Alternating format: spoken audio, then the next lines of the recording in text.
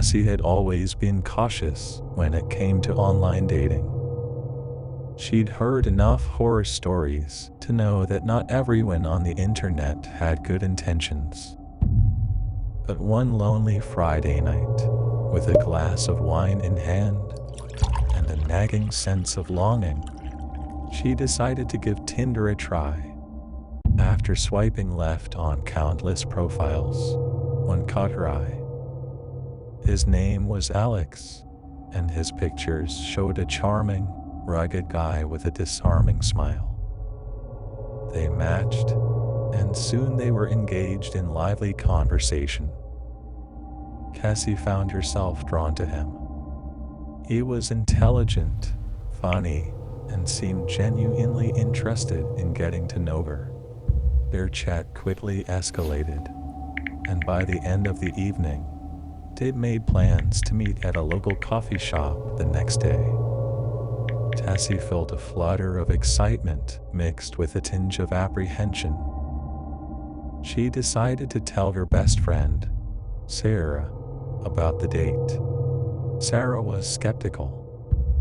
"You know, Cass, you've got to be careful. Meet in a public place and make sure someone knows where you are."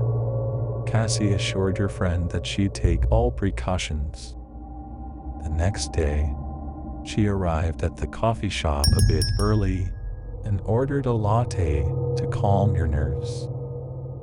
She glanced around, scanning the room for the guy from the pictures. As the minutes ticked by, Cassie's excitement turned to disappointment. Alex was late, and he wasn't responding to her messages. Just as she was about to give up and leave, a man walked in, his appearance matching the photos.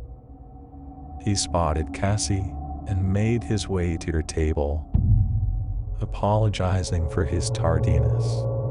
The date started off well, with Alex making her laugh and feel at ease. He had a magnetic charm that drew Cassie in. They talked for hours, and she found herself losing track of time. As the evening wore on, Cassie realized that the coffee shop was nearly empty, and the staff had begun closing up. Alex suggested they continue their date elsewhere, mentioning a nearby park where they could walk and talk. Cassie hesitated, recalling Sarah's warning about meeting in public places, but she agreed. They left the coffee shop and strolled toward the park. The conversation flowed effortlessly as they walked beneath the moonlight. But as they entered the park, the atmosphere shifted. Cassie noticed they were heading deeper into the woods, away from the well-lit paths. Her unease grew, and she discreetly checked her phone to send her location to Sarah. Alex seemed to sense her discomfort and assured her they were almost at a beautiful spot he wanted to show her. Against her better judgment, Cassie continued to follow him. Finally, they reached a clearing, and Cassie's breath caught in her throat. The scene before her was unsettling. In the center of the clearing stood a circle of candles, their flickering flames casting eerie shadows on the trees. Cassie's heart raced as she realized she was in an isolated spot with a stranger, surrounded by an unsettling setup. Panic surged through her, and she turned to make a run for it. But Alex moved with lightning speed, blocking her path. He grinned, revealing a chilling, sinister side she hadn't seen before. "I knew you'd be perfect," he hissed. At that moment, Cassie knew she was in danger. She fought back with every ounce of strength, screaming for help. The struggle was fierce, but in the distance, she heard the sound of approaching sirens. Her cry for help had been heard. Panicked, Alex released her and fled into the darkness. Cassie's rescuers arrived just in time, and the police launched a search for the man who had lured her into the woods. And although they had dogs and even a helicopter, they could not find him, leaving Cassis living in fear for the rest of her life that he ever comes back for her. It was a typical evening for Emma.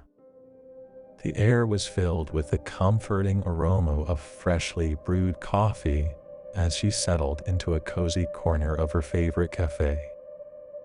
She had just started reading a captivating novel and was relishing every word. As she turned the page, Emma felt a presence nearby, someone gazing at her. She looked up and saw a strikingly handsome man with warm brown eyes and a friendly smile. He gestured to the empty chair opposite her and asked, "Mind if I join you?" Emma hesitated for a moment, but found his smile disarming. "Sure, go ahead." They struck up a conversation effortlessly, talking about their favorite books, movies, and travel destinations. Emma learned that his name was James, a photographer with an adventurous spirit. She was captivated by his stories of exploring remote landscapes to capture the perfect shot.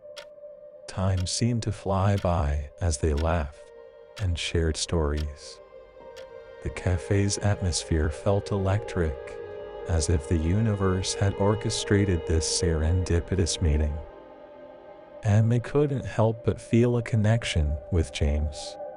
Eventually, the conversation turned to their plans for the weekend. Emma mentioned that she wants to visit a nearby art gallery opening, and James's eyes lit up.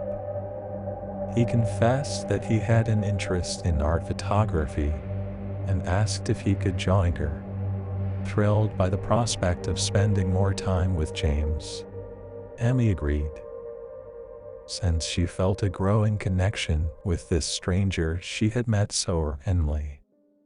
However, her evening took a shocking turn as she approached an intersection just a block away from the gallery.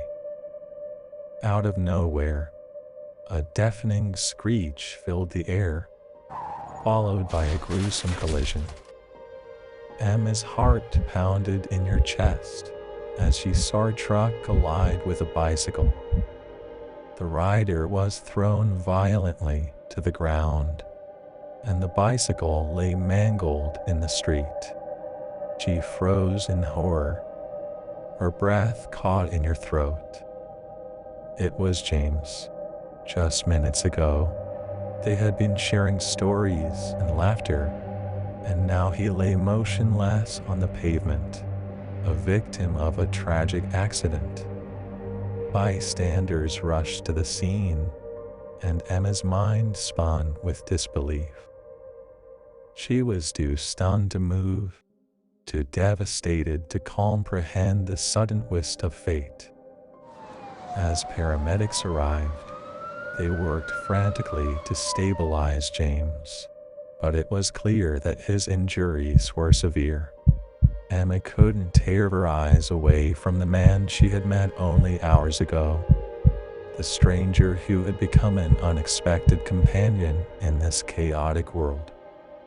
The ambulance whisked him away, leaving her standing on the sidewalk, trembling and bewildered.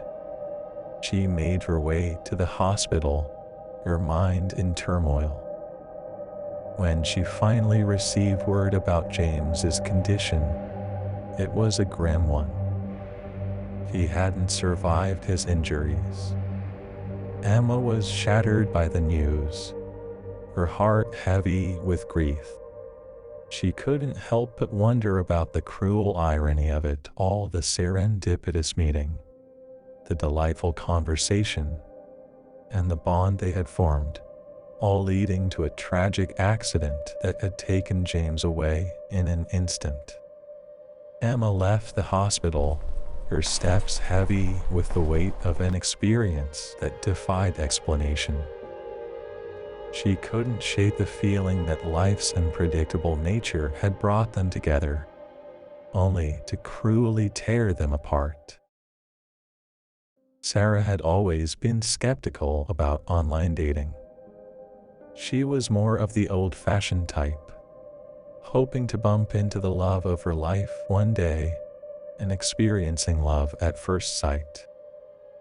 However, after her friend, Mark, convinced her to try Tinder, she decided to give it a shot. She matched with a guy named Ryan, and they hit it off immediately. He was charming, funny, and shared her love for hiking. After a few days of texting, they agreed to meet in person. They decided to meet at a cozy cafe nestled in the heart of the city. Sarah arrived early, her nerves tingling with a mix of excitement and apprehension. She ordered a cappuccino and tried to calm her racing heart. Ryan arrived right on time, and he looked just like his pictures. Tall, with warm brown eyes and an easy smile, he made a great first impression. Their conversation flowed effortlessly, and Sarah quickly forgot her initial worries. As the hours passed, they discovered more shared interests. Sarah learned that Ryan was an avid hiker who loved exploring remote trails.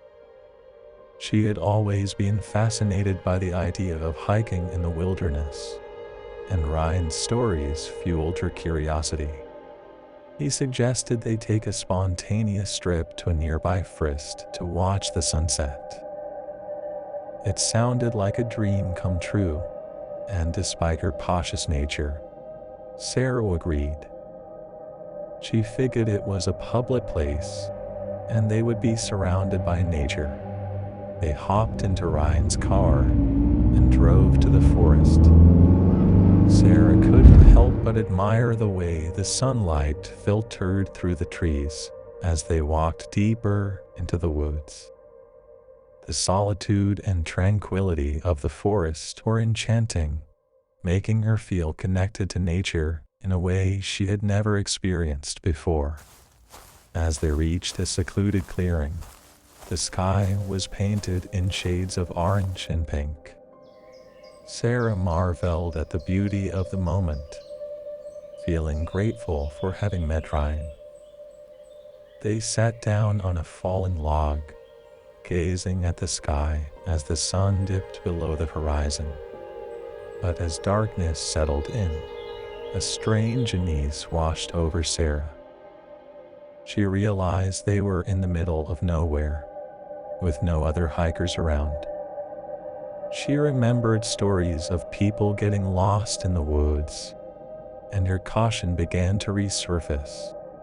Ryan's demeanor had shifted as well. His friendly smile had faded, replaced by an unsettling intensity. He turned to her, his eyes gleaming in the moonlight, and said, "Sarah, I have something to confess." Her heart raced as she watched him. "What is it?" "I brought you here because I felt a deep connection with you.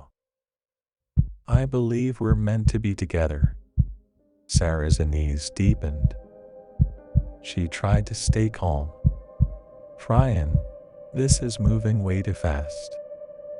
We just met today." He didn't seem to hear her. Instead, he produced a small box from his pocket and opened it to reveal a gleaming engagement ring. "Marry me, Sarah." The air coursed through her veins. She needed to get out of there, but the forest seemed darker and more labyrinthine than ever. She replied cautiously, "I can't make a decision like this in the middle of the woods at night. We need to go back."